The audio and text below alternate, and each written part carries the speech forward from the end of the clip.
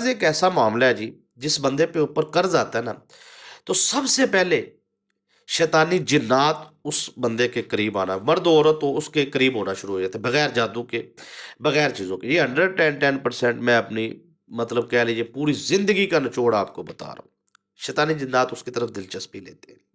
کیونکہ میں یہاں پہ ایک حضور کی حدیث سناتا ہوں آپ کو، تاکہ تھوڑی سی توجہ آپ کی نا بھرپور ہو جائے۔ نبی پاک صلی اللہ علیہ وسلم نے فرمایا کہ فقر و فاقہ جو ہے وہ انسان کو جو ہے غربت، تنگ دستی، فقر و فاقہ جو ہے کفر تک لے جاتا ہے، کیونکہ انسان مایوس ہوتا ہے، مایوسی گناہ ہے۔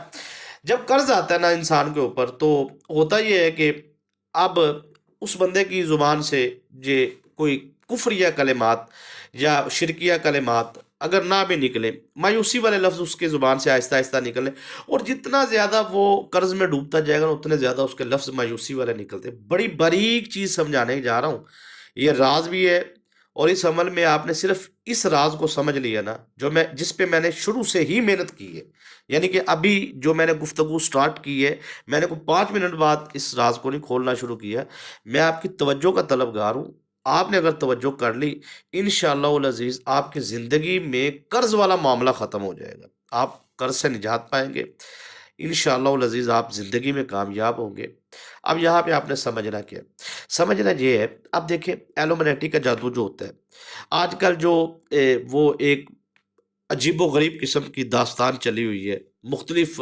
ممالک کے لوگ جا کے، مختلف بڑے بڑے لوگ ایک جزیرے پہ، اور وہاں پہ چھوٹے بچے، اور وہ وہاں پہ وہ ساری چیزیں آپ کی شاید گزری ہوں، اگر نہیں گزری تو میں اس چیز کی طرف کوئی خاص موضوع نہیں ہے میرا، لیکن ان کی وہ ایک شیطان کو راضی کرنے کے لیے نا،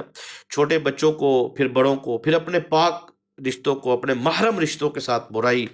یہ شیطان کی خوراک میں شامل ہوتا ہے۔ آپ کو کیا لگتا ہے کہ یہ ساری چیزیں کرنے سے شیطان راضی ہوتا ہے؟ ٹھیک ہے، آپ کہیں گے جی بالکل راضی ہوتا ہے، میں کہوں گا یہ سب چھوٹی چیزیں ہیں۔ آپ کہیں گے مطلب پیر صاحب اتنے بڑے لیول کی آپ نے بات کر دی ہے، بچے، پھر ان کا وہ مطلب وہ ساری چیزیں آپ کیا، میں ان کو بیان نہیں کر سکتا۔ میرا جو ہے وہ کئی مرتبہ مجھے ہوا ہے کہ میں ان چیزوں پہ بات کروں، لیکن میری ماشاءاللہ ویورز بڑے سمجھدار، پڑھے لکھے اور بڑے باشعور ہوتے ہیں، تو میرے اشاروں میں چیزیں بہت زیادہ سمجھ جاتے ہیں، تو مجھے زیادہ وضاحت میں جانا بھی نہیں پڑتا، اور میں کوشش بھی نہیں ہوتی کہ ان چسکوں والی باتوں پہ یہ کوئی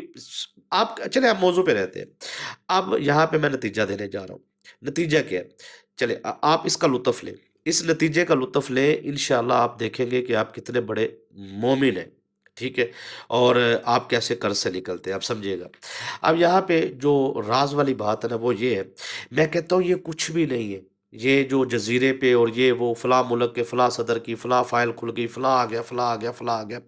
یہ کچھ بھی نہیں ہے۔ آپ کہیں گے سب سے مطلب کیا ہے؟ سب سے زیادہ شیطان کو طاقت کب ملتی ہے؟ بھئی سب سے زیادہ شیطان کو تب طاقت ملتی ہے جب ہم اس کا کوئی پروردگار عالم کا کوئی شریک ٹھہراتے ہیں، جب کوئی اس کے سامنے سجدہ ریز ہوتا ہے نا، جب اس سے کوئی سب سے زیادہ اس کو اس وقت، یعنی کہ مایوسی میں، دیکھیں ایک ہے ہی غیر مسلم، اچھا میں آسان کر رہا ہوں آپ کو سمجھانے کے لیے، ایک ہے ہی غیر مسلم، کافر ہے،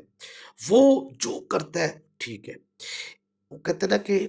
وہ کسی نے بزرگ نے کہا تھا کہ اس کو بہت اللہ کے ولی تھے نیک، وہ ایک لمبا چوڑا واقعہ اشارہ تر بتا دیتا ہوں کہ ان کو سزا دی گئی، اللہ کے نیک بندے تھے، تو ان کے ماننے والا ایک ہی تھا ٹھیک ہے جی، اور سارے شہر کو حکم ملا کہ پتھر مارو، لیکن اس کو جو ان سے نا وہ جو پتھر نہیں مارے گا گردن اتار دیں گے، تو سب نے مارے، لیکن جب اس نے دیکھا یار پتھر تو میں چھوٹا سا پتھر اٹھا لیتا ہوں، مطلب اس کو پھول نظر آیا، تو اس نے کیا کیا کہ وہ پتھر کی جگہ پھول مار دیا، تو انہوں نے کہا کہ بھئی پتھر کا مجھے اتنا درد نہیں ہوا جو تیرے پھول کا درد ہوا ہے، یہ تو غیر مسلم ہے، کافر ہے، یہ جس حد تک جائے، کالا علم کرنے والے آپ کو کیا پتہ ہے کس حد تک جاتے ہیں۔ جب یہ ہانڈی تیار کرتے ہیں، جب یہ پتلا تیار کرتے ہیں، میں ہانڈی پتلے کی اقسام بیان کرنا شروع کروں تو اس کے اندر سینکڑوں اقسام تو میں اشاروں اشاروں میں آپ کو بتا چکا ہوں۔ تو اب یہاں پہ جو چیز ہوتی ہے نا وہ یہ ہوتی ہے کہ مومن جو ہوتا ہے نا، مسلمان ایمان والا، جب اس کا امتحان کا وقت آتا ہے تو پھر اس کے اوپر قرض آتا ہے۔ نبی پاک صلی اللہ علیہ وسلم فرماتے ہیں کہ مقروض فرد سے رب کو اتنا پیار ہے، مقروض، حالانکہ شہید کو قرضہ معاف نہیں ہے، میں بڑی باریک بات کر گیا ہوں، ٹھیک ہے، لیکن حضور فرماتے ہیں کہ مقروض سے رب کو اتنا پیار ہے کہ اگر اس کی یہ نیت ہو نا کہ میں انشاءاللہ اس قرضے کو ادا کروں گا، اور اس کے لیے وہ محنت کرتا ہے، اچھا اس کی زندگی میں اللہ تعالیٰ اس کے راستے کھولتا ہے، وہ فوت ہو جائے تو بعد از وصال اس کی اولاد کے لیے راستے کھل جاتے ہیں اس کی صرف نیت کی وجہ سے۔ لیکن قیامت والے دن اگر اس کی اولاد نے قرضہ ادا نہیں کیا، اس نے نہیں کیا، قیامت والے دن اللہ اس کا صرف اس نیت کی وجہ سے اللہ تعالیٰ اس کا قرض ادا کرے گا۔ یہ ایک نیت کا کمال ہے، یعنی کہ یہ وہ نازک مرحلہ انسان کی زندگی کے اندر ہوتا ہے جس وقت انسان اپنی زبان سے کوئی ایسا لفظ نکالتا ہے تو شیطانی طاقتیں اس کی طرف آ جاتی ہیں۔ یہ چیز سمجھانے کی کوشش کر رہا ہوں میں نے کوئی جادو پہ بات نہیں کی، میں نے بندش پہ بات نہیں کی، میں نے تعویذات پہ بات نہیں کی، میں نے وہ اس چیز پہ بات کی ہے جو نازک مرحلہ ہے کہ جب انسان پر کسی بھی قسم کی بیماری کا جادو، کوئی بھی مسئلہ، بندش، رزق، کاروبار، مقروض افراد، تو وہ جو اس کی زندگی میں آزمائش ہوتی ہے نا، اس وقت وہ مایوس اگر نہیں ہوتا، اگر ہو جاتا ہے تو پھر شیطانی طاقتیں اس کی رڑی نکال دیتے ہیں، پنجابی میں کہتے ہیں، یعنی کہ پھر جنات لگ جاتے، اس کا کوئی کام سیدھا ہونے نہیں دیتے۔ وہ کہتے چاچے نے کر دیا، مامے نے کر دیا، تائے نے کر دیا، فلانی پھپھی نے، فلانا خالہ نے کروا دیا، فلاں نے کروا دیا، فلاں نہیں، وہ شیطانی جنات آپ کے دوست بن چکے ہیں، دوست نما دشمن۔ وہ جو ہوتا ہے نا منافق، دوست کی پہچان ہوتی ہے، وہ ہاتھ بھی ملاتا ہے، ساتھ بھی بیٹھتا ہے، کھاتا بھی ہے، اور نقصان بھی پہنچاتا ہے، دل میں نفرت رکھتا ہے۔ یہ وہ شیطانی طاقتیں ساتھ بھی رہتی ہیں، دوست بھی بنی ہوتی ہے، لیکن اس کو کامیاب، اس شیطانی طاقتیں ہر کام میں رکاوٹ، کیونکہ اس کو پتہ ہے کہ جتنی بڑی رکاوٹیں اس کے سامنے آتی جائیں گی، تو یہ کامیابی کا جو سب سے بڑا راز ہے نا، وہ یہ ہے